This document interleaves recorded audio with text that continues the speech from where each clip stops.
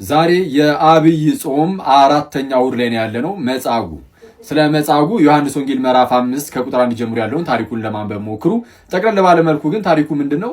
እንደው አንድ ሽባ ነበረ የአልጋ ቁራኛ ለ38 ዓመት ያህል በአልጋ ላይ የተኛ እና ከዚህ ህመሙ ለመፈወስ ወደ መጠመቂያው እንኳን ገብቶ እንደው ድህነትን እንዳይሞክር ሰው የለውም፣ ብቻውን የሆነ ሰው ነው። እና ጌታችን እንዲህ ያለውን ሰው አየው። ጌታችን ኢየሱስ ይህንን ሰው አየውና ልትድን ትወዳለህ አለው። እና መዳን ይወዳል፣ መጻጉዕ መዳን ይፈልጋል። ግን ሰው እኮ የለኝም ማለት ወደዛ የሚያደርሰኝ ምን የለኝም? ሰው የለኝም፣ ሰው የለውም። እና ሰው ለሌለው ለዛ ለመጻጉዕ ጌታ ግን ደረሰለትና ተነስ አልጋን ተሸክመ ሂድ አለው።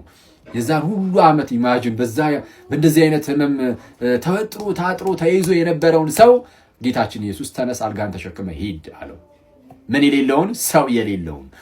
ጋይስ ሰው የለኝም የምንል በጣም ብዙ ሰዎች ልኖር እንችላለን ማለት በህይወታችን ውስጥ በተለያየ ጉዳይ እና ሰው የለኝም የምንል ሰዎች ጌታ ግን እንዳለን በጣም እንደው ተስፋ እንድናደርግ የሚያደርገን ነገር ነው። ለምሳሌ በኃጢአት ውስጥ የሚመላለስ ሰው ካለ የኃጢአት ልምምድ ውስጥ በኃጢአት ምልልስ ውስጥ ምናምን የሚቆይ አይነት ሰው ካለ አይ በቃ እኔ አቅም የለኝም ከእንደነዚህ አይነት ነገሮች ውስጥ ልወጣ አልችልም ብሎ ተስፋ እንዳይቆርጥ። አዎ አቅም ላይኖርሽ ይችላል፣ ጌታ ግን አለ። አቅም የለኝም ሰው የለኝም አይደል ያለው መጻጉዕ፣ ግን ጌታ ኖረው።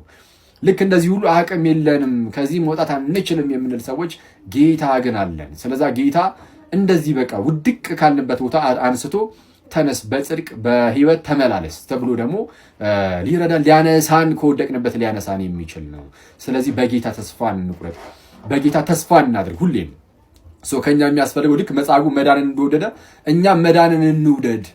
ጌታ ግን ደግሞ ብድግ ብለን ደግሞ በህይወት በጽድቅ በቅድስና እንድንመላለስ ያደርገናል ነው። ይቆየን። መልካም የጌታ ቀን